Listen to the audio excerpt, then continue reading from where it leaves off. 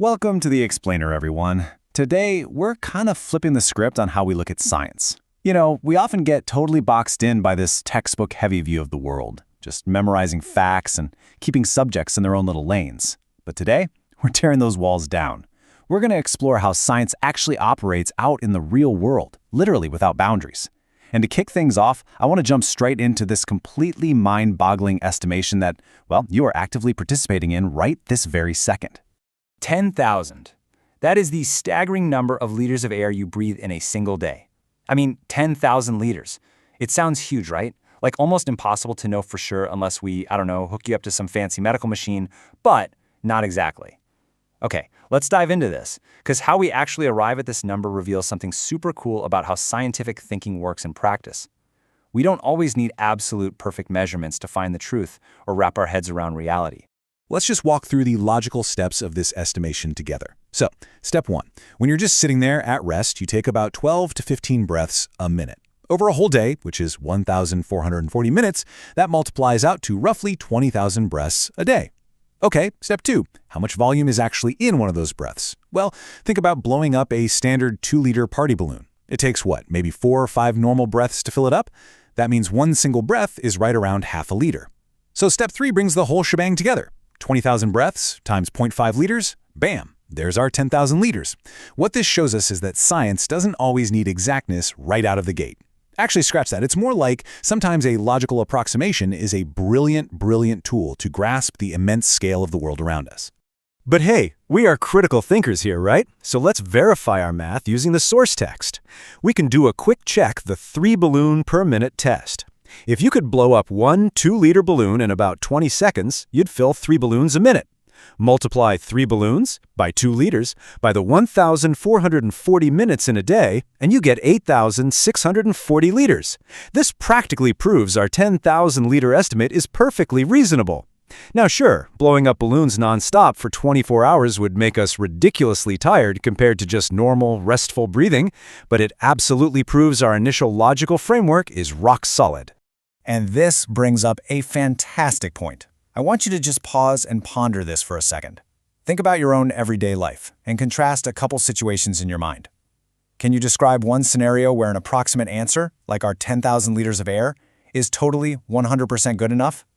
Now contrast that with a scenario where an exact value is absolutely vital. Like you certainly wouldn't want an approximation for a dosage of a critical medicine, right? No way. But it's completely fine if you're just estimating how much paint you need to buy for your living room wall. Figuring out when to use which, that is a core scientific skill. Now, shifting gears just a bit, let's look at how we're traditionally taught to view the scientific world. You've got physics, chemistry, biology, earth science. If you think back to your school days, especially around, say, grades 9 and 10, science is chopped up into these neat little branches. It divides the subject up just to organize knowledge for tests and textbooks. But it kind of creates a myth. It makes us subconsciously think that biology happens in one room and physics happens in another, completely walled off from each other. But here is a massive paradigm shift, and I absolutely love explaining this. The natural world has no boundaries. I really want to let that sink in for a moment. The natural world has no boundaries. Those academic divisions between chemistry, physics, and biology, they are entirely human-made. The universe honestly doesn't care about the label on a textbook. The reality we live in operates as one seamless, wonderfully interconnected system, completely independent of how we've decided to categorize it in a classroom. And this brilliantly illustrates why recognizing this matters so much. When we step outside that classroom and look at modern, massive challenges, they absolutely require ideas from multiple disciplines at the exact same time. Think about it. Understanding climate change isn't just earth science. It involves the chemistry of the atmosphere, the biology of ecosystems, and the physics of heat transfer. Developing new medicines? That's chemistry and biology working hand in hand. Designing sustainable technologies demands engineering, physics, and ecology all at once. Science naturally connects with math, tech, the arts, and social sciences to actually solve real-world problems. Let's ground this high-level concept in an everyday reality we are all incredibly familiar with now, the surgical mask. During the COVID-19 pandemic, these became, well, a daily necessity for our safety. But I gotta ask you, how does a simple surgical mask actually work to keep us safe? If you think it's just a tiny physical net catching big particles, you're missing the true interconnected genius hiding literally right in front of your face. Now, what's really interesting about this is exactly how we can deconstruct that mask to see all the sciences collaborating at once. First, biology tells us about the microscopic size and the behavior of the viruses we're trying to block. Then, physics comes in, because it's not just a physical barrier. Masks actually use particle motion and electrostatic attraction to magnetically grab onto those tiny viral particles. Chemistry is absolutely crucial for engineering the specific properties of the polymer fibers making up the mask's layers. And mathematics is used to model the airflow and calculate the actual filtration efficiency. That's 4 distinct branches of science, working together in a millimeter-thick piece of fabric to solve a single real-world problem. Isn't that wild?